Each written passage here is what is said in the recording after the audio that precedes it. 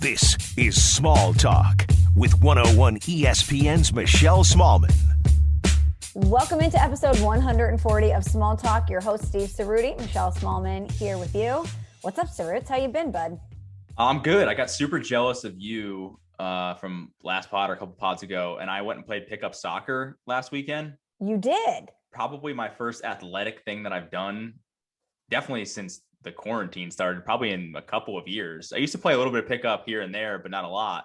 Mm-hmm. And yeah, decided to get out there on the pitch, if you will, and and strap my boots on and kick a ball around. And it was great. It was a ton of fun. We did it for a couple hours, a couple of buddies of mine. Like, we just played like a little 3v3, 2v2, shot out the goal, did some games, and holy shit, my body hurts so bad. It's unbelievable. I am telling you, were you not exhausted at the end? See, at the end, I wasn't exhausted. It's when you sit down, like I take a shower, you sit on the couch, and you go to get up again. You're like, oh my God, like my body's broken. I feel like jello. And it was super fun in the moment. Like, I knew I'm not in good shape. So it's not like we were running around like crazy doing stuff and doing sprints back and forth. So like, it wasn't the most athletic game of soccer you've ever watched in your life. But my hips hurt so bad. And my hips, my shins. And this is where it always comes back to. There's such a difference between working out and being an athlete. It's like a Grand Canyon sized gap between the two. Just because you work out doesn't mean you're a good athlete. And there are really good athletes that can be out of shape and don't work out. It's wild. They're two totally different things. Especially soccer, because you are using so many muscles that you don't use if you're just working out. You, of course, have the cardio element. I was really sore too. But weirdly, this is so bizarre. And I think it's because we were playing on a turf field and I had on tennis shoes. I didn't have on. Oh, no. But I just got invited to play and I didn't have time to buy shoes. You don't have cleats? I have outdoor cleats, but they're my parents' house. You know, I didn't have time to drive over there and get them. All right. Well, outdoor. You can wear outdoor cleats on I haven't worn cleats since high school, though. You know, it was just. I'm never going to make that mistake again. Fair. It's not a good look. Yep. It was not a good look. Not only did it look like such a noob, such a rookie, it was painful because someone passed the ball to me and I planted to go like kick it again. And I think it felt like, I don't think I actually did. This is just me being dramatic. Felt like I tore the inside muscle on my thigh because I stepped and I slid. It was like, you go to plant and you slide forward and I could just feel that muscle go and it hurt so bad. You're just shredding muscles left and right that you haven't used in decades. It's a bummer. It's a very humbling experience to do that. And it was fun. Obviously I'm pumped. I wish I did more of it, but to your point about soccer players, it is weird. Like, I remember playing indoor at ESPN. ESPN would have a league, right? And we had a couple of guys who, like, none of us really ever played. We just kind of like sports and wanted to run around and we're competitive. This was in my younger days too. And there'd be like dudes, like, no offense, like, I'm not body shaming or anything, but there would be like legitimate fat dudes who were nasty. We don't use that for it. I'm sorry. What do we use? Overweight, thick. Okay. Meaty. Sorry. Beefy. Yeah. Okay. They were like legitimate Husky. thick dude, like guys with guts, like a gut. A gut. Who were nasty at indoor soccer, like nasty at indoor soccer. Yep. And again, they were in better cardio shape than I was. So this is why, again, like, I use the F word, like, wrong. That guy, even though he had a gut and was fat, which I'm sorry, I won't say it again. He's probably in better shape than me, and I'm not fat. Like, Van Pelt used to always call it skinny fat. He was so right, because Van Pelt's skinny too, but it doesn't mean you're in good shape. So that's basically me. So that's how that was my weekend. Good times. Okay, so you didn't play a full game though. You played like 3v3. We played for a couple hours though. I mean, we were this consistent cardio running movement for probably at least two and a half hours. But I was going to ask if you won the game. Was there like a winner determined at the end? Okay, so you won. Good. Mm-hmm. Yeah, me and my buddy Shane, shouts out to Shane. We did a little 2v2 with a small goal in like this little confined area. And, passing back and forth, 1-2, some like good touches and stuff like that. And yeah, we won 2-1 because that's how bad it was. Nice. That's how out of breath we were too. But it's actually really hard to score when there's less people and it's so small because, you can just block the goal every second. So you got to kind of like basically dribble your way in there. So it was a ton of fun, but it brought me back to, I don't know, like, this is when I was a kid, Michelle, I used to legitimately, with my friends who I played with, by the way, these are the same guys for the most part. We used to play pickup hoops for like 5 hours straight, like multiple times a week. At least once a week. We go to the park and we play pickup hoops for 5 hours, sometimes more. In fact, I remember vividly, we all describe it as one of the best days of our life. Our senior year of high school, you know how you like the school, you do like a field trip thing. You go to like a place with like a lake and you have food, and it's like ours was called Holiday Hill. Basically, you did stuff. Like it was an activity center for a bunch of kids. Is it like that episode of The Office where they go Yes. and they do the games around the Yes. fire pit? Except Like like Survivor, way basically. more people, way Okay. more people. I mean, I graduated with like 600 or something. So it was multiple schools. So there was thousands of kids there, thousands. Oh, Of so kids. it's like is it like field day? Kind of, but like for not field day, I always remember was like elementary school. Like we were seniors in high school, and there was a pool, there was water, there was unlimited food, there was games, there were prizes. Like it was this whole day, fun. right? That you did. It was. But my 5 friends, including myself, the 5 of us, we played pickup hoops for 8 straight hours that day against random kids from other schools, and we ran the court. It was one of the best days of our life. And the idea that, and I'm saying that as one, a humble brag, what's up? But also 2, I can't believe, like, we used to go to the YMCA and just play pickup hoops for hours on end, and I wouldn't feel like dead the next day. I couldn't play another sport. I couldn't participate. I couldn't run around and play soccer again for another week easily after this. And it's just a bummer. Like your life comes at you fast. like all of a sudden I went from playing, doing things, being athletic to being the old dude who's like aching and putting Bengay on his thighs. I'm with you. I went to my trainer. So we played on a Sunday. I went to my trainer. We usually meet on Mondays. And I was like, I cannot do this exercise, Yep. and this exercise because I'm pretty sure I tore my inner thigh muscle here. And he was like, I'm pretty sure you didn't. It's called like doing a sport for the first time in a long time. But you know what I was thinking? How fun would it be if we lived in the same place and we could have a small talk soccer team? Like it'd be amazing. Get some Shelleys and we could play together. Wouldn't that be fun? It would be amazing. One of my favorite things. See, I'm not a cardio guy. I hate running unless there's a purpose. I've always said this. That's one of the reasons that we're trying to get a Peloton up in here so I can get some cardio in, because I don't do cardio anymore. But I would love, like, I like playing pickup. That was my workout. I played pickup sports. Like I just never felt like, hey, let me run 2 miles today. Even if it's a banging playlist or a great podcast, like I just can't, I get bored. I can't run. I need there to be an objective. So I would love there to be a league. I love to play with other people. I'd love to play with you, but I don't know. It's just not realistic. Maybe we can get a FIFA league. We'll get a small talk FIFA league going instead. That'll be our secondary option. You know, I'm going to go ahead and pass on that one. Everybody else, all the Shelleys can join you. I'm going to pass on that one. Well, hit me up if you're interested. What's up? What would it take for you to run a half marathon with me? I don't know if I could run a half marathon. I really don't. You can. You definitely could. I'm doing number 20 here soon in June. And that gives you 30 other opportunities to run a half marathon with me. 30 other chances.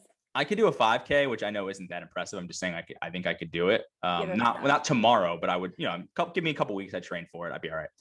I just, not only do I not have any interest in half marathons, not only do I think I would hate it, and not only could I not do it and would have to train for it, the combination of all 3 of those things, I'm never going to do it. I'm never going to, and I'd be so bored. Finally, I get bored. I couldn't just run at one pace for like, what is it? 4 hours? How long does it take you? 4 hours. I don't know. No. If you run a 10-minute mile, it's like a little bit under an hour and a half. That's your pace, 10 minutes? It's pretty good. Well, usually I'm in between like 8.5 and 10, depending on the terrain. My goal is to run a half marathon under 2 hours. I've never done it ever.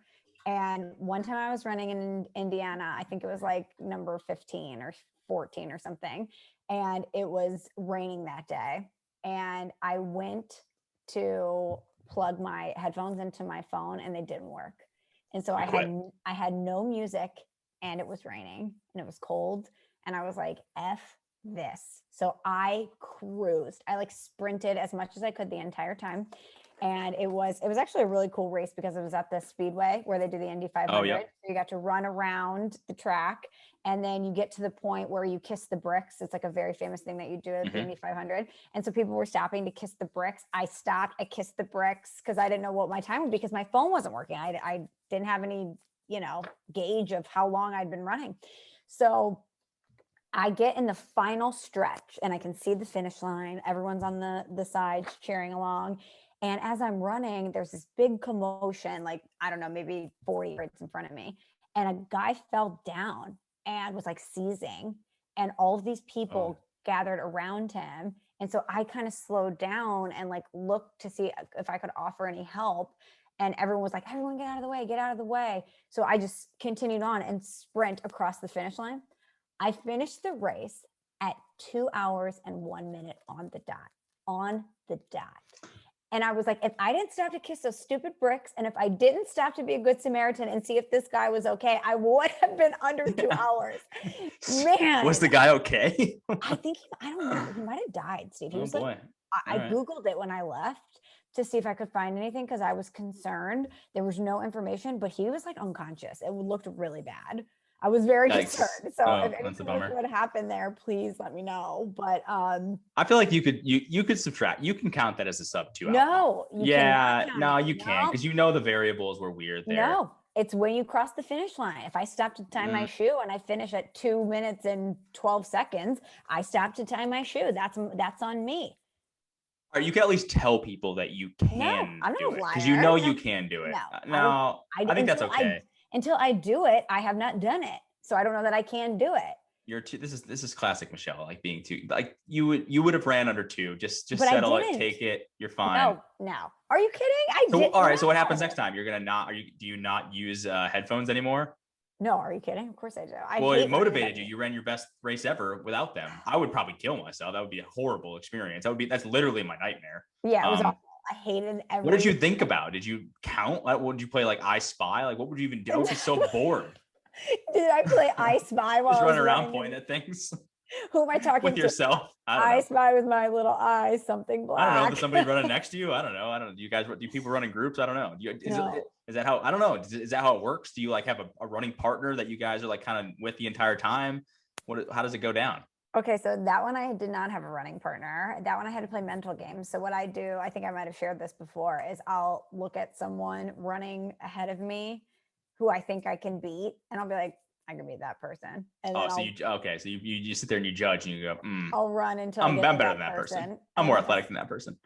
Once I surpass that person, I go into the next and the next and the next. Wow. And the worst is when you pass somebody and in your mind, you're like, yeah, I passed her or whatever. And then you stop to get water and then you look up and they passed you, like they passed you again. And you're like, damn it. And you start all over again. Oh my God. Okay. Okay. But so now that we're sharing how unathletic we are, I'm running a half marathon soon and I'm doing it with some of my friends from college. So 2 of my guy friends, shout out Dan, shout out Matt, are doing a triathlon and they're doing it in August, and running a half marathon is 1/3 of the try. And so they have, isn't it like swimming? The other one's like swimming a quarter of a mile, which by the way, swimming a quarter of a mile is fucking insane. It's so hard. They were talking about how swimming is the most difficult part. Easily. I mean, and they're all hard, but swimming is, think about, you don't even think that's a lot, but swimming a quarter of a mile is absolutely wild for just like a regular person. Okay, so this is not... The bike one's, I think, 20 miles or something? The bike, not great, but I feel like, all right, it's not the worst. At least or maybe it's an Ironman that they're doing. Sounds more like it. Let's see. It's a half Ironman. So they're running 13.1 miles. They bike 56 miles and they swim 1.2 miles. How long is that supposed to take? Does it say? Who knows? I mean, like a day? No, it's less than a day, but it is a long time. Like they have to buy these shirts that have pockets for them to keep snacks and like energy bars and stuff in there because they have to get some sustenance as they're going. But so Dan and Matt reached out to me and they're like, we're doing this half Ironman or whatever, we want to run with you, pick a state and that you haven't done, and we're going to do it together. And I'm like, great. And then my friend Liz jumped on and she's like, yeah, I'm going to go too. Let's all do it together. And we're like, awesome.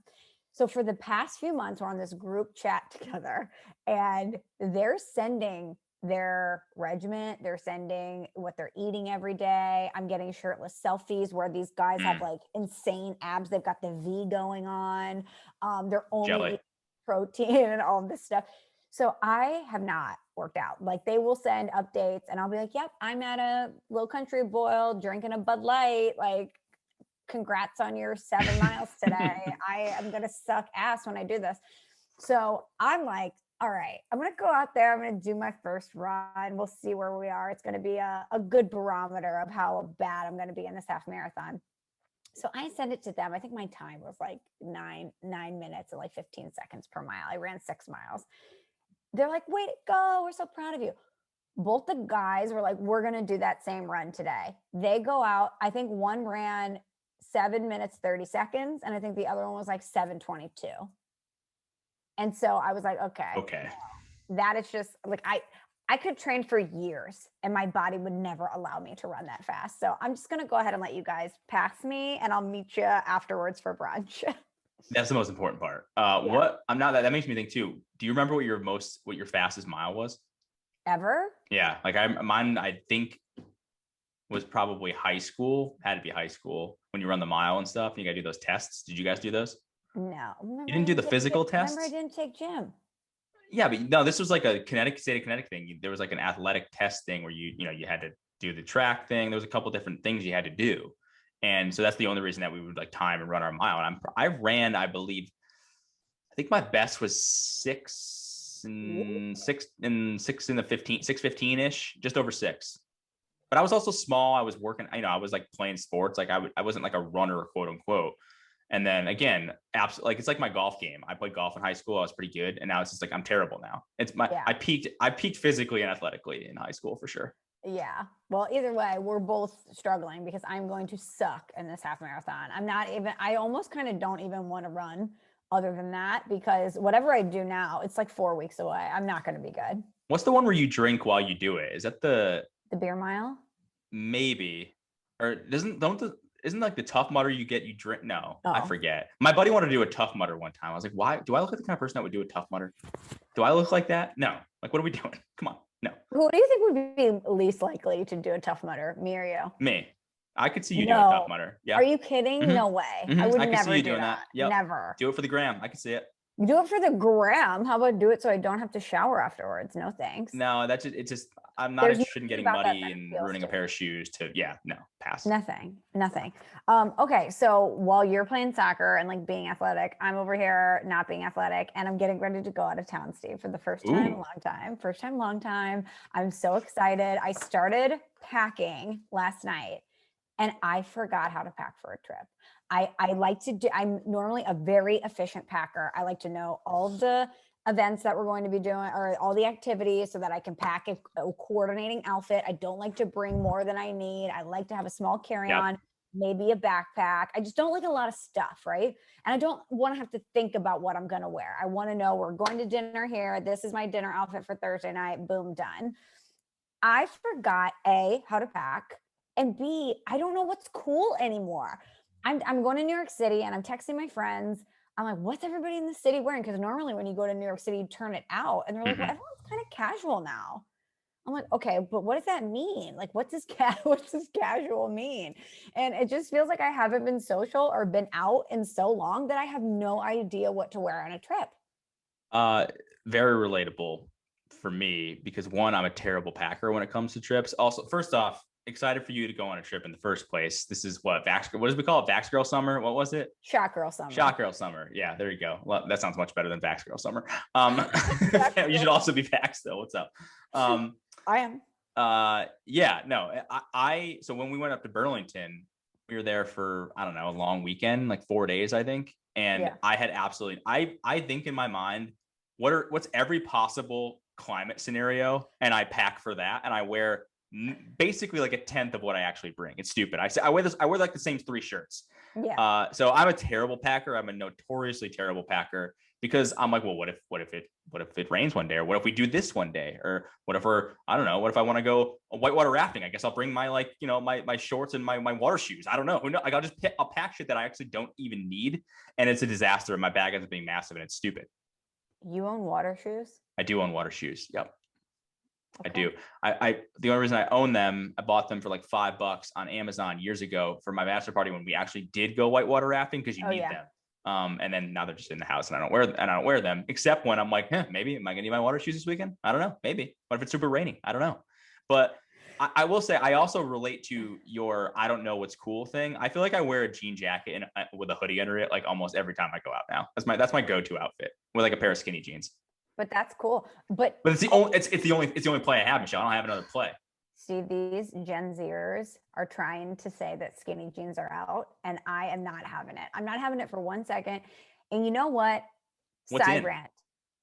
they think the baggy jeans from like the 90s are in. Jinko's coming back.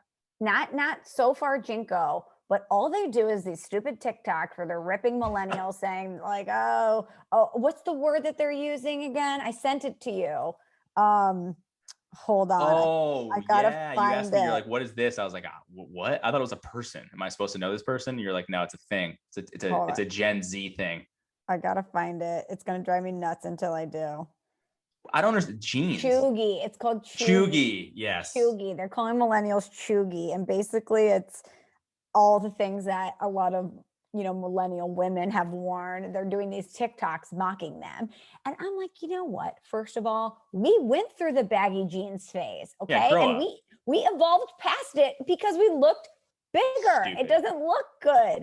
And by the way, Gen Z, you're doing all these TikToks now, you're doing these dances and you think you look great. Take it from us. Take it from the original Facebook generation that uploaded 85 pictures of us at a frat party. You're going to regret that. You're going to regret all the things that you're putting on the internet now. So maybe instead of ripping millennials, take a page out of our book, okay? Ask us for advice. Be like, hey, these baggy jeans, you guys went through this. What do you think? And we'll be like, there's a reason that we morphed into skinny jeans, okay? But Michelle, that is part of Cheugy. growing up and first off, you're right. I'd be pissed too, but that's part of growing up and being a stupid young person is that you don't want to listen to anyone's advice. Think about, I didn't listen to my parents about anything. You just got to figure shit out for yourself. Oh, I got to figure out that baggy jeans look terrible on me. So, but again, this all comes around like fashion.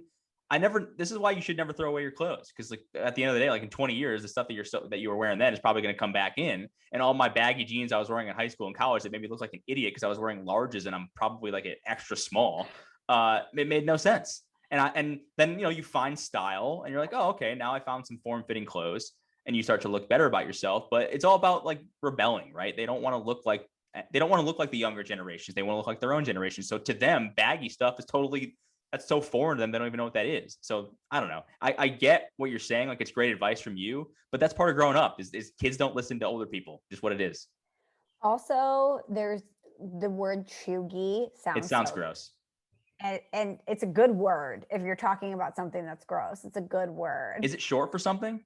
No, like, somebody just, here, let me pull up the article. So it's like fetch. Somebody just straight up made it up. Yes. So this girl in LA, she says, okay, TikTok, I have a new word for you that my friends and I use that you're clearly all in need of. And she says, these are the type of people who get married at 20 years old or have millennial girl boss energy. She says, what do we call this kind of person? The word, my friend, is cheugy. It's not quite basic. It's not quite uncool. It's not embarrassing or always negative. Cheugy can be used broadly to describe someone who is out of date or trying too hard. And while a lot of cheugy things are associated with millennial women, the term can be applied to anyone of any gender and any age. Here are some examples. Okay. The Hype House, Golden Goose sneakers, anything associated with Barstool Sports, Gucci belts with the large double G logo, being really into sneaker culture, Ray Dunn pottery, and anything Chevron. This is from the New York Times. Hold on.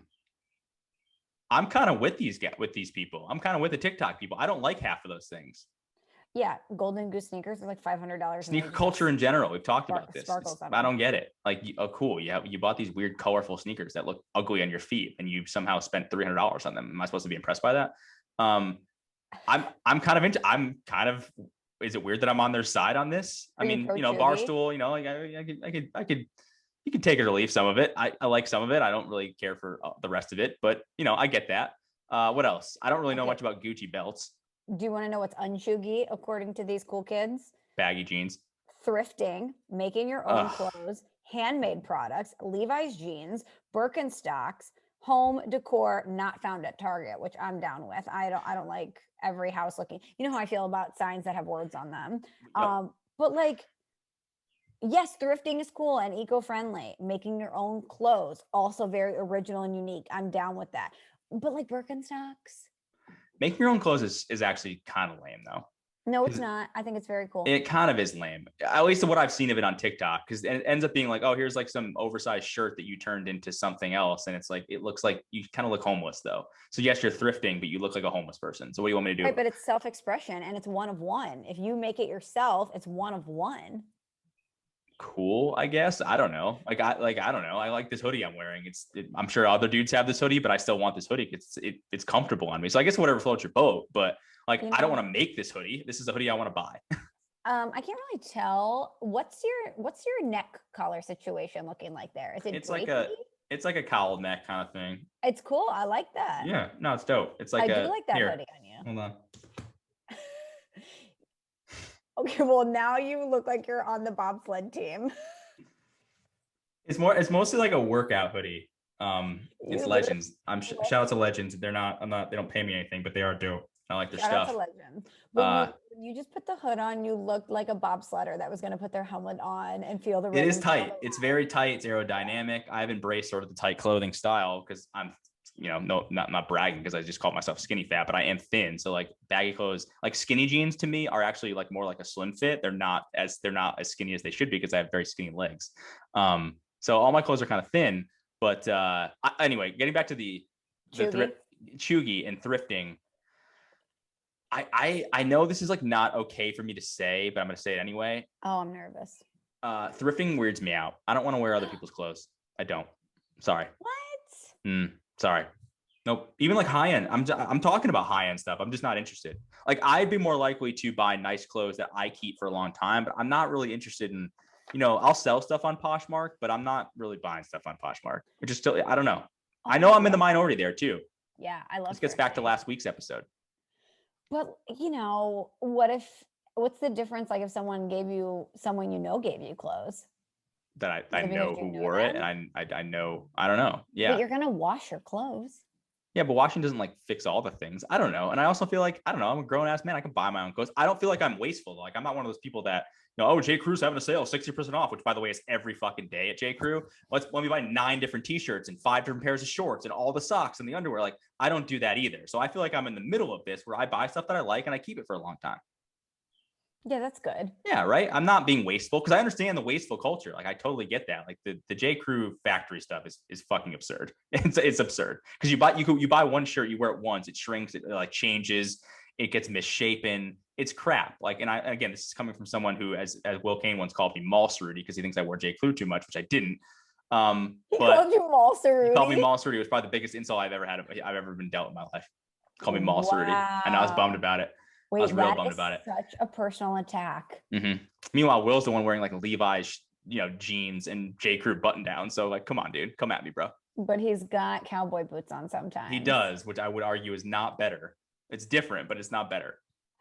I am so offended for you that you were called Mall Rudy. It was very hurtful. But I could see it though. I mean, you did wear a lot of J. Crew. I did at that time. I did. I know, but that was the thing, and it's not. It still kind of is now. But the kids, I bet, think J. Crew is chuggy. Oh, definitely. The J. Crew is definitely not in for sure. With the youths, anyone like what, probably 20 or younger. Can I tell you some more chuggy things that I think you'll appreciate? Go ahead. Okay, so there's an Instagram account called Chug Life that's referenced in the New York Times. If you put, these are captions on Instagram that are chuggy. 20 fun for your 21st birthday. I side with the Gen. They're Gen Zs, right? Gen Z. Yeah, I side with the Gen Zs. I do too. I'm feeling 22 on your 22nd birthday. Yep. So basically, wow. So let me really quickly. So Drake is probably really chuggy. Thank you. Next is the next one. Totally Life's agree. a beach. So basically, any stupid Instagram caption that is given to you by Ariana Grande or Drake is terrible, or Taylor Swift. I like this one. I did a thing after you dye or cut your hair. I did a thing. Yep. Are you guilty of that? I am guilty of that. Oh, you are. I'm pretty sure I am. Hold on. Let me bring it up just to make sure. I'm pretty sure that when I posted about me getting married with a picture of my wife, I just said, some things happened. I'm pretty sure that was the caption below me. Some things happened. That's what you wrote. Hold on. Where the hell is it? Why can I not find it? Here it is. Yeah. Some more things happened because I had done it before. Yikes. Wow. So, okay, I guess I'm chuggy in that way. Chuggy. But I do agree with a lot of those. They're terrible captions that I would never use. Okay, wait. Here's another one. Chuggy is getting married at 24 and having his and hers bath towels and that font. You know what I mean? Mm-hmm. Anything, was it? Is it anagram, right? Monogram. Monogram. What is anagram? I know a palindrome is when a word spelled the same way forwards and backwards. Okay, we're just throwing words out now. Do you Let's know? go. Did you know that Hannah is a palindrome? I Or- did actually, yeah. Okay, an So is anagram. Tenet, great movie. Oh, no, it's not. I never saw it, but I'm not. An anagram is a word or phrase formed by rearranging the letters of a different word. Okay. Okay. Yep. All right. So yeah, if you're monogramming anything, big problem for sure. Big problem. Okay. So My mom is a big, like, she'll put C's on everything. It's like, Ange, come on, what are we doing? But again, she's not Gen Z. I'm on the anagram train here. So dormitory can turn into dirty room, which is an anagram. That's actually kind of cool. Snooze alarms can be rearranged into alas, no more Z's. And that's an anagram. Sure. Crazy stuff. Wild. Okay, so speaking of chuggy and speaking of things that people don't like, we did the hater episode last week where we aired out some things that we didn't like. And we asked people to submit their things that they hate, their own personal hater things to be included in the episode to us. And we have something I know you're going to read in a second, but we got a very, and I mean very impassioned email to smalltalkpod.com. And if anyone ever wants to reach out to us, feel free to send it over to smalltalkpod.com. And we need to address this, Steve. And it's personally directed at you. Yep. And I would like to read it from our Shelly here. And then just let you take the floor. This is from our friend Matt, and it's a long email. So I'm going to just read it, and at any point throw your hand up and say I would like to speak. Really quickly, and it's shockingly not about Tupac. That's what I thought I would get the most shit for, and this is not about Tupac. But I'm not surprised that this is what it's about, because this is why I called these people out and this group out. So here we go. Ready?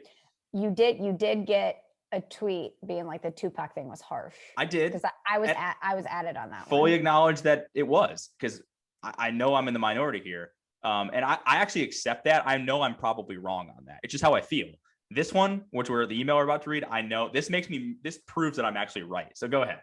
Okay, so just say stop when you would like to address any part of this email. Okay. So this is again from Matt, our friend. What up, the Matt? Message says, longtime listener since the Rosillo and Cannell days, first time emailer messenger. With regard to the hater episode, please know I understand the point of the episode and the fun-loving nature of the purpose of that podcast. But after listening, I did feel it was necessary to make one comment. On Cerroti's list was the Dave Matthews Band. There it is. It's perfectly understandable for someone to simply not like a band or performer's music. Although Tupac opinion, that was kind of that was a bit of a hot take. Mm-hmm.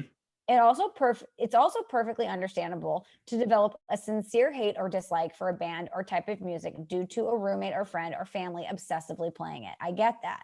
What I don't get is why every person who says they despise the Dave Matthews Band nearly always immediately hates on the people who like the Dave Matthews Band. Hell, I'm married to one of those people. Every single person I have ever met who hates Dave Matthews Band has admitted to me that at least half of their dislike is related to the band's fans. So Rudy's comments are exactly in line with the same rhetoric. The reality is his opinion and that of most others with respect to the band's fans is completely and totally baseless. Stop right there really quickly. Okay. Well, my opinion is baseless because, like, I know that I am stereotyping the group of Dave Matthews Band fans, yes, but there's a reason that exists. It's because there's a lot of truth behind that too. There's a lot of truth. Like I mentioned the cargo shorts thing, right? And that's just the way it is. So I feel like this is just an upset Dave Matthews Band fan who's mad about why people put him in a box when, yeah, he may not be exactly what I described, but that is really what a lot of their fans are actually like. So anyway, continue. Okay. Glad you got your opinion there. For one thing, literally every other popular band has tool bag fans. Totally agree. But those folks make a very small minority of Dave Matthews fans today. The vast majority of the band's fans love all of the music, or at least all of the first 5 to 6 studio albums. Dave Matthews Band is one of the best live acts and best-selling live acts worldwide since the early 1990s. The reason for this isn't simply that the concerts are fun, which they certainly are. The actual reason is that they are an outstanding live band and have great music. The concerts are certainly fun, but the true reason for this is the show is not just some parking lot party. Why don't you go to a show and see for yourself what actually goes on at the shows and what type of people go to the shows? And people who go aren't wearing cargo shorts.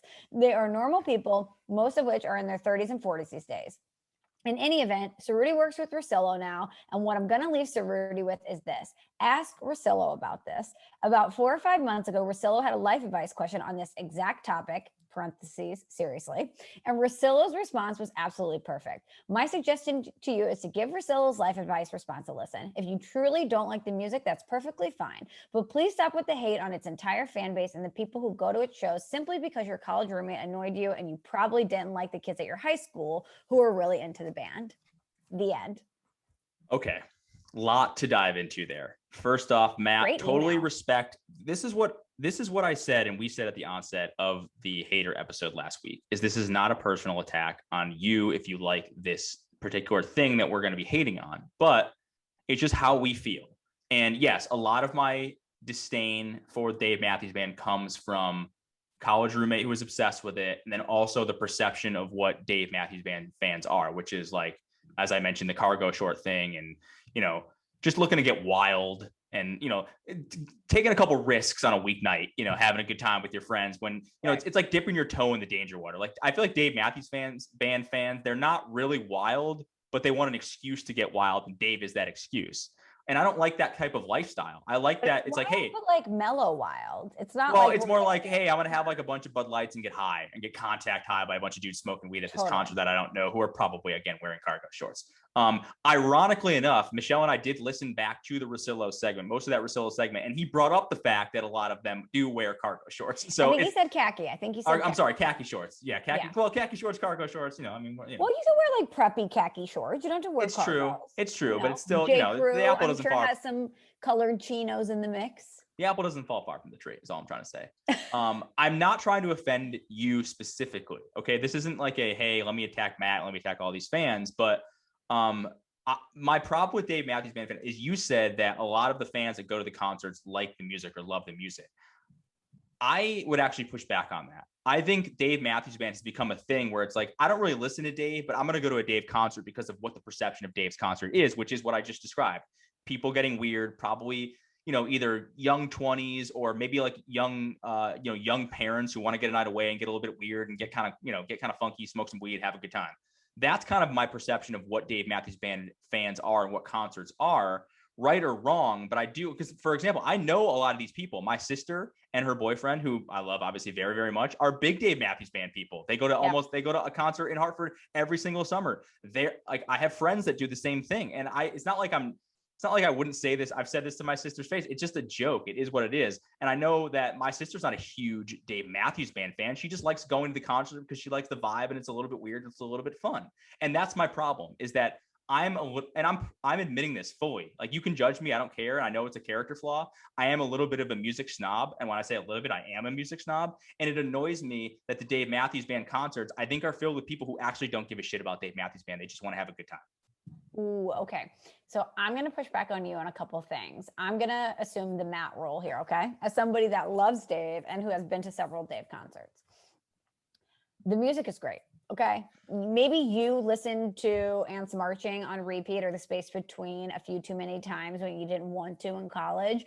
But if you didn't get oversaturated with it and you just heard a Dave Matthews song, if you just heard Crash organically at some point in your life, you would say that's a good song. You can't say that those songs are not good songs. I would never, I rarely ever attack musicians for not, I should say, let me say that again. I rarely ever don't respect musicians who create their own music. Yeah. I will rarely ever be like, that sucked, because even if it's not for me, it is really hard to make music, especially music that people like. And I understand that they are very, very successful. It's not for me. I think Dave Matthews Band is like it's cutting too close to ska for me. It just has that like weird vibe, like with saxophones. And you keep saying it's weird. Like, what is weird about it? We're talking about a lot of acoustic guitars. It's sing-along songs. It's earthy, crunchy to me. It's just, it's just not my kind of musical vibe. It just isn't, and I'm kind of surprised that you like it too, Michelle, because, and again, this is a fully acknowledging me. I'm being snobby here. I just think their music is kind of basic. The guy who likes Taylor Swift is saying that Dave Matthews Band. Okay. Taylor Swift and Dave Matthews Band are totally different things. Totally different things. First off, I think basic. Why? Because it has a broad audience that likes it. Yeah, but I think Taylor is more pop. Dave's not really pop. No, but like Dave Matthews Band's, the construction of the songs and the construction of the band, it's very intricate. And I think what makes It Dave is. really cool is that when you go to Dave shows, you never know what you're going to get. It's very Forrest Gump. It's very Life is Like a Box of Chocolates, because sometimes you go and they're going to play all the hits and I've seen Dave several times, and you're going to get exactly what you wanted out of a Dave show. A lot of other times they're going to go off on all of these solos and they're going to riff, and it's going to be from one song to the next, and it's going to end up being a really long night. And you can't do stuff like that and have continued success if you're not really talented and if it's not entertaining. Never said they weren't talented. No, I know. I would never say that. Yep. But I think that for any musician that's going to have any sort of commercial success, you have to package a song a certain way. And I think for Dave, what's cool is that they've packaged the song for you to consume commercially. And then when you go to the show, you get a completely unique experience. It's but every time. Yeah, but a lot of people do that. That's not unique to Dave. Dave, that's like, if I was to go to, I don't know, I'm trying to think of like a hypothetical concert. I don't know. Like if you go to a concert, there's a good chance that that person's either covering songs or changing their own songs or freshening it up every single time, because they know they can't just play their album. I mean, unless they're very new, or they're so established that it doesn't matter. They can't just play their album front to back. They have to bring something else to the table. So that's not unique to Dave Matthews Band. They may be good at it. I'm not saying they're not talented or good at it, but again, this goes back to my problem being, I just don't feel like the people that are at Dave Matthews Band's concert, I think a vast majority of them are not there because they love Dave Matthews Band. They like the idea of Dave Matthews Band. And that to me, again, as a music snob, fully saying that it is my problem, but that's why it was on my hater list. That just annoys me. It does. And I'm sorry.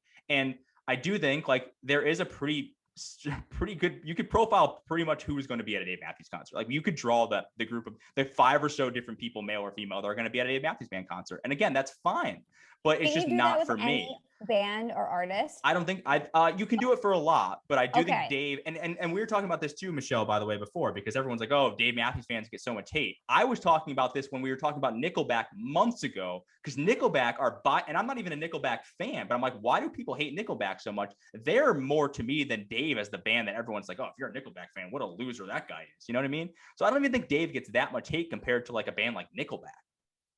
No, Dave does not get as much hate. And I would say Dave is obviously more musically talented than Nickelback. I would acknowledge that, but I don't know. I think we there's definitely a stereotype about John Mayer, and I love John Mayer. I totally understand that, but I accept that that's part of being a fan of that person, and I don't get offended by it. Yeah, I'm kind of surprised you hate Dave, because John Mayer is like Dave Matthews. They're not even. They're a lot of ways. They're not.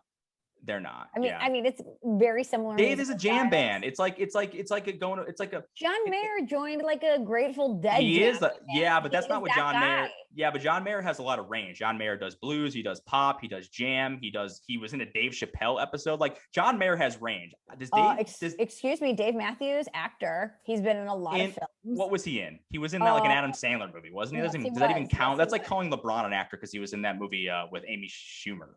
I mean, you just said he was in one Dave Chappelle episode.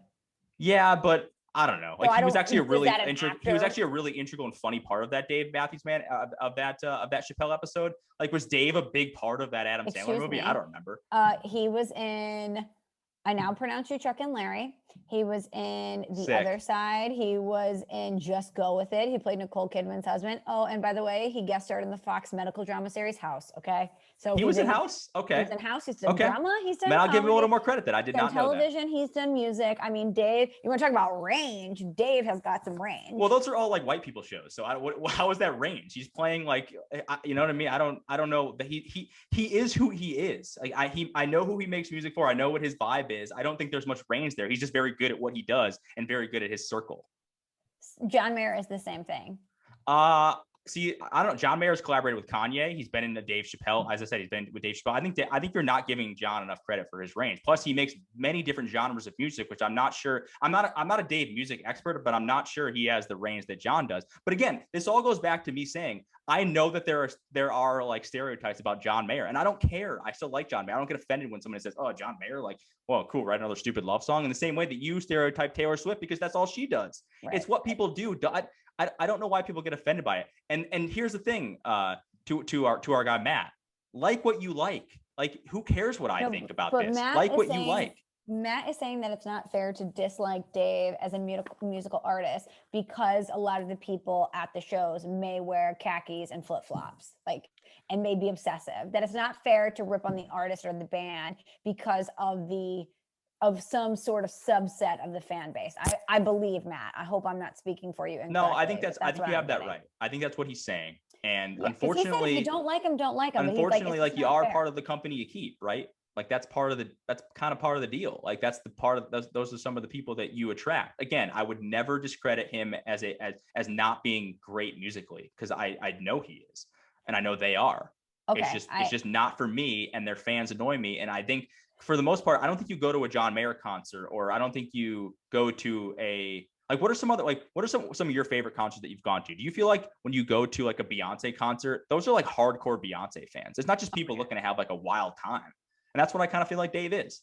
But also Beyonce was like, it's a wide range of people, right? It's women like me, it's young girls and their moms, it's guys that are there. I mean, it's like, she has obviously mass appeal, but Beyonce is going to give you the same show to the minute and to the move every time. Well, it's very, because it's choreographed and scripted. Exactly. I get that. There's no vibe. Yep, I get that. But it's amazing. I've seen Beyonce before, obviously, and she was stunning, but she's not interacting with the crowd. She's not giving you that personal vibe. I mean, she'll say some things, but it's probably the same thing every time. And whereas Dave, I mean, when I saw Dave here, he was like, I'm going to ride my bike down to that arch, man. You know, I mean, he's just like interacting with the crowd and doing his thing. Okay, question for you. What do you think is the most annoying fan base in sports? It changes a lot. And you know, this is actually, it's a really good question, because I get caught up in that. I'll root against teams more because of their fan bases than the team themselves. Like right now, I really don't like Chelsea in European soccer because I think their fans are really annoying, even though Christian Pulisic plays for them, because their fans are really annoying right now. Yeah. I'm trying to think of an American sport, like Patriot fans here in the Northeast. I actually like Tom Brady a lot, and I think he's awesome. And I'm kind of pumped he's not on the Patriots anymore, because Patriot fans were super annoying about their team. Super. Same thing with, but I think it's regional too. Like I felt the same way about Celtics fans, although I didn't really feel that way about any of the New York teams, probably because they weren't that good. They haven't been that good for the last couple of years, but I'm sure you feel the same way about, you know, some of the teams in the Midwest. Like, do you like I'm sure Cubs fans probably annoy you, right? When they came out of the blue and all of a sudden won a World Series, right? It's like, cool guys, you haven't done anything in forever, and now you're all loud all of a sudden. They don't bother me. They you know what? Who don't you like then? You know who I don't like are Chiefs fans. Chiefs fans are so that many Chiefs fans. So annoying. I feel like they're the type of fans that it's like every tweet is the same, where it's like Patrick Mahomes, like this and that. It's like, and yes, they're a really good team, and yes, Patrick Mahomes is incredible, but it's like those fans, it's just like constantly shoving down your throat how great they are. But my point being, yes, Patriots fans are insufferable. Like, let's compare Patriots fans to Dave Matthews Band fans, okay? Mm-hmm. It's a great comparison. It is. If you went to a Patriots game and you had a good time, you wouldn't say, I'm not going to go to the game because I don't want to be around Pats fans. You're going to go to the game, you're going to watch the team, and you're going to soak in the experience. You're not going to let their fans and how annoying they are deter you from going. I would disagree with that. I would disagree. Really? And actually, I think this is a great correlation too. It's actually amazing that this was brought up, because I think there are a lot of Patriot fans that actually don't give a shit about the Patriots. They just want to be cool. Like, I'm a Patriots fan. I'm going to get my Tom Brady jersey, and like, hey, name 5 players. It's like name five Dave Matthews Band songs to a guy that's at a Dave Matthews Band concert. I guarantee you, like, half of them couldn't even name 5 songs. And that bothers me. I bet they could. But how many people are going to go to, I'm trying to think of another band like that. Okay, like I went and saw the Black Keys, and they were incredible live. Incredible. How many people at the Black Keys do you think could name 5 Black Keys songs? I think the Black Keys aren't that, like, they became sort of mainstream later on, but I actually think that's a bad choice by you, because I do think the Black Keys are like kind of like one of the last great rock bands. Yeah, but how many people went because they love Howlin' for You, and that's just a song they like? Maybe. I think there's like some of them, but I don't think it's as many as there are at a Dave Matthews Band concert. I don't, because that a Black Keys concert isn't an event. It's not an event. It's a concert where people who are fans of the band go to listen to their music. Dave sometimes it's not even about the music. It's about the vibe, as I said. And again, it's the same thing with the Patriots. It's where it's like, I want to be a Pats fan because I live in New England and I want to feel cool. Okay, well, you have made your point, and thank you for the email. I think I'm not saying that I'm right or my argument isn't full of holes or whatever. It's just how I feel. But I also think, Matt, like you shouldn't be concerned with people like me. If you like Dave, who cares? Who cares what a guy like me says? Go out and enjoy Dave. Like, again, I get bashed for liking John Mayer, and I totally understand why. I don't care. I go to John Mayer concerts. I like it. I think it doesn't matter. Just encouraging you to give Dave a shot. Oh, I've given Dave a shot. Trust me. I've heard most of Dave's 5 or 6 albums over the course of my life, and I've had enough. So thank you. Sorry, but just not for me. And that's okay. Again, not everything's going to always be for you. A little fiddle, a little sax.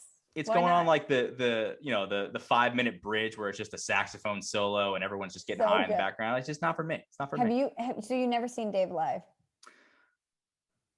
Because I think that we need. Nope, I've dropped my sister off at a concert and definitely saw what was going on, but I've never actually sat through one. So maybe I'm being a hypocrite. I very easily could be, but I feel like I know enough about the Dave scene to know, like, without having to go. But to Matt's point, maybe I'm wrong. Okay, I'm seeing if Dave tour. No. Hold on, I will buy us tickets. I'm not going. You're going. Not going. Okay, no, this is a principal thing for me, Michelle. I can't do it. Well, you're in luck because he's only playing North Carolina, Georgia, and Florida until the end of the year. Oh my God, Steve, he's playing in Chicago in August. I'm not going. Come on. He usually comes to Connecticut like once. I think he does like back-to-back shows in Connecticut, and it's usually a big thing. Like, people make sure they get babysitters for that weekend because that's the one weekend they can get weird. You keep saying getting weird. What do you think people are doing at Dave's shows? I think it's middle-aged, younger parents who that's their escape for like a day or two. Oh, Steve, he closes out the tour 2 nights, Mohegan Sun. See, here's the thing. I wouldn't want to see Dave inside. Don't you have to see Dave outside? Is that the point? You definitely have to. So Mohegan Sun's only inside. I didn't know if they had an outdoor amphitheater. I don't think they do. I could be wrong on that though, but I'm pretty sure it's inside. No, I saw Justin Timberlake there. What's up? What's up? You definitely have to see Dave outside, and you have to sit in the grass. Yeah, no, the Meadows in Hartford. I've seen many a concert there. It's a great vibe. I saw what's his name, Chris Stapleton at Woodstock on the grass. It's amazing. If you haven't seen a concert on the grass, like, you're missing out on life. Like, an outdoor amphitheater is one of the most fun things you could possibly do. How great is a concert in the grass? I love it. I've said this. The thing I miss the most about quarantine is concerts. It's not sporting events. It's going to concerts, and it's specifically going to outdoor concerts. Just not Dave. Sorry. Okay, so I read an email about the hater episode. I know you wanted to read a DM. Yeah, I got a couple. Want me to just bang through them real quick? Yeah, go for it. All right. So this is actually there's 2, but it's from our guy Adam, who I'll just read his entire DM. He said after what was this is the artificial orange flavor is greater than natural orange flavor guy. Oh, okay. Remember him? So that's him. Yeah, of course. Which he said is probably his hottest take of all time. But he offered up 2 things. Number 1, people who post Mother's Day or Father's Day or birthday posts for parents or grandparents that don't have social media. If they aren't going to see it, then who are you posting it for? Just tell them you love them, not your entire following. That's an excellent one. I would agree. I typically think that is very strange. I don't do it. Sometimes I feel bad that I'm not doing it because my mom is on social media, but like, if I tell my mom happy Mother's Day or happy birthday in person, doesn't that mean way more? Yeah, I would think so. So I don't know. Sometimes I feel guilty about that, but I'm on the same page with you here, Adam. And the second one is, this is actually wild. He said, making a bracket. Don't get me wrong. I love March Madness, but hate making a bracket. It always sucks. And I find myself rooting for teams that I would never root for if I didn't have them winning the actual bracket. That's a weird one. Wait, but I think, isn't that the beauty of the bracket, is that you end up cheering for teams that you wouldn't normally have any sort of rooting interest for? Well, yes, but like, if you didn't pick an upset and all of a sudden like a 12 seed is up 5 with a minute left, typically you'd be rooting for that upset to happen. But if you didn't have it, then you can't really root for that upset. So it kind of does ruin the vibe a little bit. But I don't know. I actually kind of disagree with Adam here. I love brackets. I don't even like college basketball, and I like brackets. Brackets are like one of the best things in sports. Yeah, that's March Madness is one of the best things in sports because of the bracket. So I disagree, but I think the first one, spot on. Is that hotter than his artificial orange is greater than natural orange take? No, it can't be. That's the hottest. That's hotter than my Tupac take, I think. I've never met anyone that's like, you know what, I really hate brackets. Yeah, that's pretty aggressive. Not good. Anyway, he says, love the show. March Madness. Yeah, you know what I'm gonna zag on? March Madness. Not great. You know what? The thing you guys Sister all love. Well, you know how I feel about her. That's true. I shouldn't have brought that up. You know what, Steve? Why'd you have to bring that up? Damn it. Well, because you ruined my bracket. That's why, Michelle. I'm sorry. It's You're all right. right. I forgive you. I deserve that. I'm sorry. Okay, what else did he say? That's it. Those are his two. He just said, big fan. He said, as always, love the show and hope I can come back from what you called an all-time bad take. It is an all-time bad take. I'm sorry. That's in the Hall of Fame of bad takes. Another one. I love it. He did. He doubled down. Shout out to you. He doubled down on bad takes. Respect. Okay, so before we wrap things up, I know that you wanted to talk about something that you're taking a little bit of heat for. Yeah. So I asked you this question, and I think I need your guidance on this because it came up on Rosillo's show earlier this week in Life Advice. And Ryan, like randomly, I don't even know why it necessarily came up, but it had to do with like being an adult and having kids. And he was like, Shruti, where are you at with having kids kind of thing? That's like a joke in a way. And I genuinely answered him by saying, I didn't want to be the first of my core group of friends to have a kid. It's not that I want to have kids. I'm excited about having kids. I'm 32 years old. I feel like I'm kind of in that zone, but there's like a really tight group of 5 of us. Right. And I don't know. I've always been weird about being the first one of that 5 to have a kid because I feel like I'm going to stop getting calls to play Call of Duty. They're going to be like, oh, Steve's got a kid. We can't really call him to do this, or we know he's busy. And they're just kind of going to leave me behind. So I know I'm in my own head about it. And that's what Ryan and Kyle both said on Life Advice. But then I also had a bunch of guys hit me up and be like, dude, that's like the most realist thing I've ever heard you say. It's so true. Like once you have kids, you end up not really hanging out with your friends. You hang out with friends who have other kids, and it totally changes your life. And it's for the better because kids are amazing and it's great. But that I was spot on essentially in saying that it does change how like the things that you enjoy and the people that you hang out with. So is it ridiculous for me to say that I don't want to be the first of my main core group of friends to have a kid? Yes. And I'll tell you why. Because eventually all your friends are going to have kids, and eventually you're all going to stop playing Call of Duty and stop playing FIFA, and you're going to be going to the park with your kids on like a Saturday morning. And I think that you shouldn't dictate what you want to do with your life based on your friends' timelines. I think that you and your wife should determine when you feel ready and when you feel comfortable, because what if none of your other friends ever have kids? What if they decide that that's not for them? Or what if they can't have kids or something? And then you've put this off for 3 to 5 years just so you can play more FIFA. Okay. One of my friends, though, let me see if this changes the equation. One of my friends, I think they are getting ready to have a kid in the next, probably by the end of the year. Do I wait it out? I totally know this is in my head. I get that. And I have friends that don't want to have kids. So in that group, so it's not like all of us are necessarily going to have kids. Like it's going to change our lives for sure. And I hope not for, the worst. I don't think, I've always wanted to have kids. So it's not one of those things where like I'm putting my friend before me having offspring and having a family of my own. I would never do that. Even though I love my friends, but I almost am like, let me wait for my buddy to have a kid, see how it is, see what happens, and then I can sort of adjust from there. Okay. Also, you're going to see what happens. Everyone's experience is different. There are some couples I know that don't really go out that much anymore because they have kids. And I know other couples who the grandparents have the kids every single weekend and they're still going out all the time. So everyone's situation is unique. And I don't think that, again, you should determine what your situation is going to look like based on your buddy and whoever his partner is having kids. Also, my parents were the first ones out of their core group to have kids. My parents got married first and they had me first. They had me right away. They got married in September. I was born the following August. So I was like immediately in the picture. And a lot of their friends did not have kids for like a good 5-6 years. And so I was the only one that was around. And you know what they did? They brought me to barbecues. They brought me to slow pitch softball. Michelle on the go. I was just like, they were toting me around. I was hanging out. But you know what? I feel like as somebody that grew up who was around adults all the time, like it was great. It was fine. And I'm really close now with a lot of my friends' parents because I essentially grew up with them. We grew up, in a lot of the same ways. And so I think, well, not that my parents were that young. Oh my God, they were like 26 when they had me. They weren't like 16. I shouldn't say we grew up together, but I think for them, it was very special for them to be like Uncle Mike or whatever to me. And then when they had kids, I would babysit for their kids and we all would hang out and do things together. But I think that you should you should not determine what you want to do based on your crew. And just know that life is inevitably going to change, whether you decide to have kids first or they do. And it's going to change in a lot of great ways.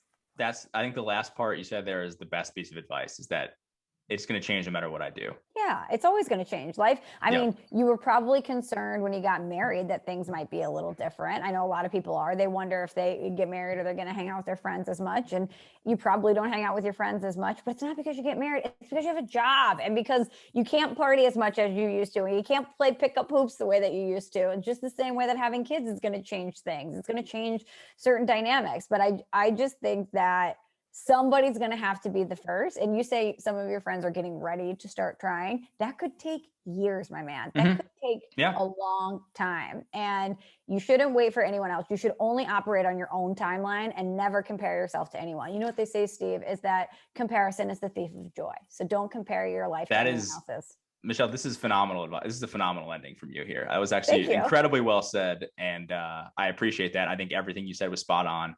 I think I'm afraid of being the parent who, gives their kid to the grandparents one night and ends up going to a Dave Matthews Band concert as my getaway. So that's what I'm afraid of. Okay, but two more things. As the kid that went to the grandparents' house all the time, I had an incredible relationship with my grandparents that I would not trade for anything in the entire world. And again, as the friend who does not have kids and all of my other friends have kids, I love that my friends have kids now. It is so special for me to be Aunt Michelle to my friends' kids. And I think if you guys were the first to have kids, I don't know if you're giving your friends enough credit, because I think they would love being around your kids and getting, like, one of the great joys of my life has been able to watch my friends turn into mothers and fathers and get to experience like mini me's of them. And it's so special and so cool. And your friends will love your kids as much as they love you. It's going to be awesome for them if you guys have kids. Yeah. I think part of it is ultimately giving up. I always say in life, there are a lot of big moments in life, right? You graduate from high school, you go to college, you kind of experience being on your own for the first time, you get your first job, you get engaged, you get married, like all these big life milestones, right? But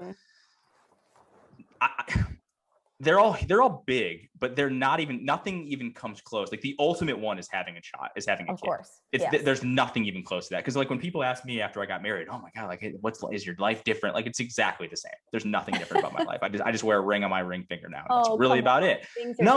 No, well, it's different, but it gets gradually, like you don't just automatically become a married guy one day. Like you gradually get to that point because you've been dating your girlfriend or boyfriend or whatever for a while. Yeah, you don't just overnight you become a dad or a mom, and that's fucking crazy.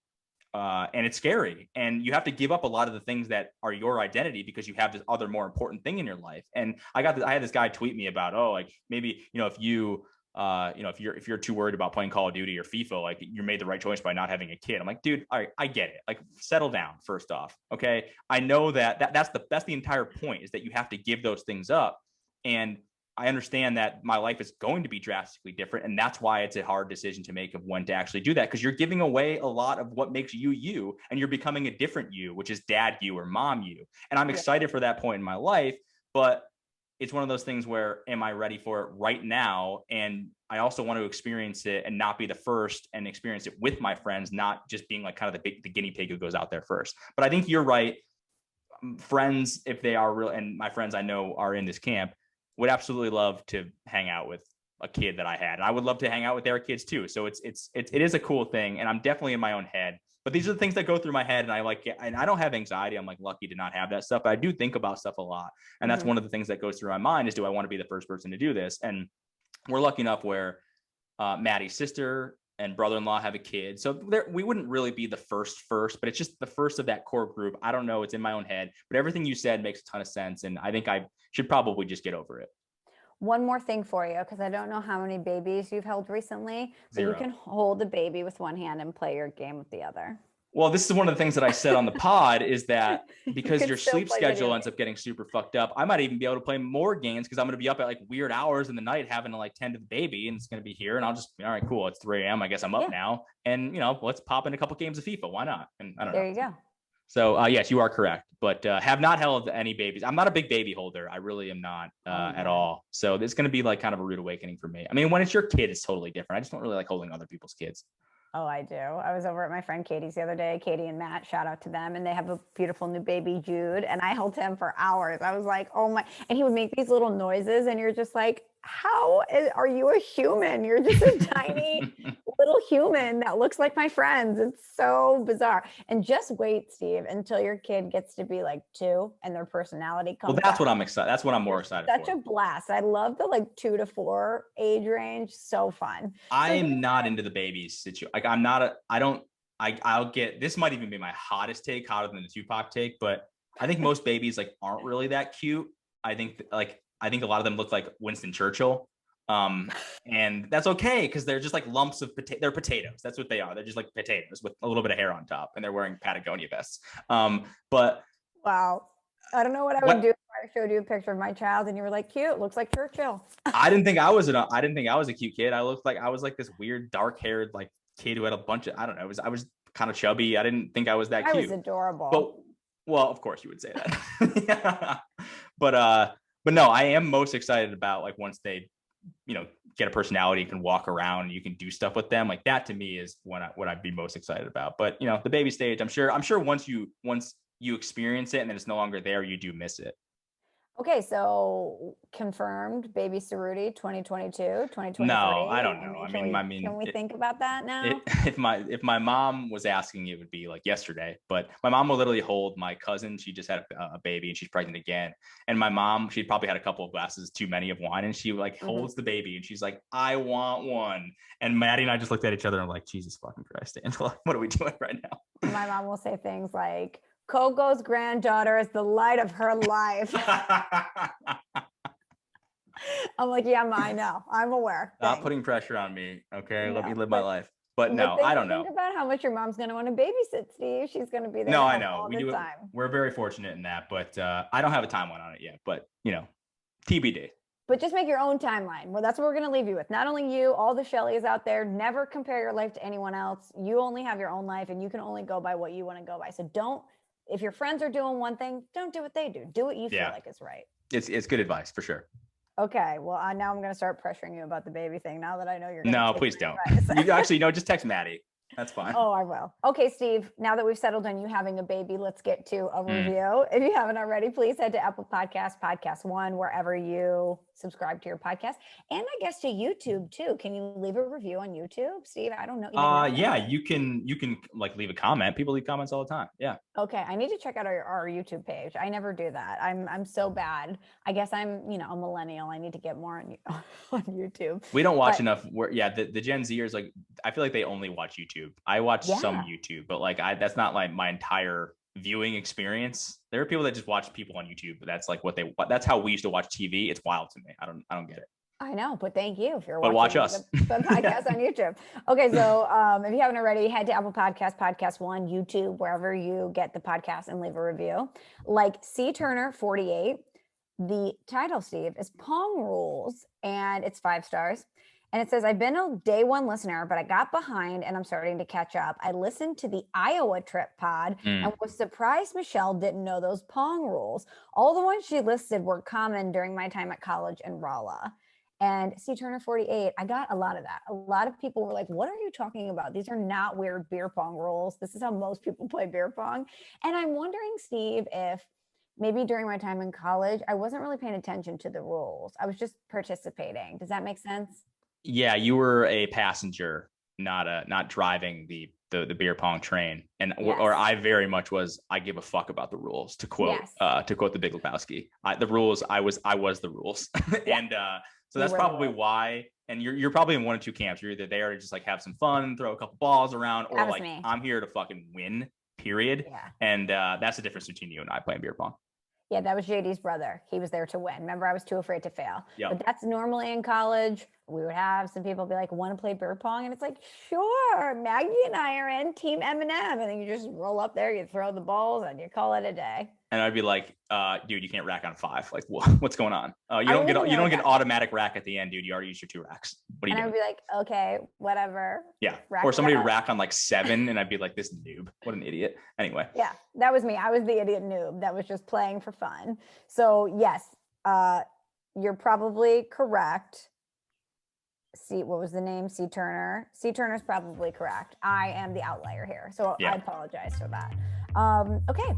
Well, this was fun. If you haven't already, though, leave a review. We'll read it at the end of the podcast. Steve and I will be back in action next week. But until then, can't wait for the Cerruti baby. Davis Chugi. Thanks for listening to Small Talk. Subscribe on Apple Podcasts or the Podcast One app.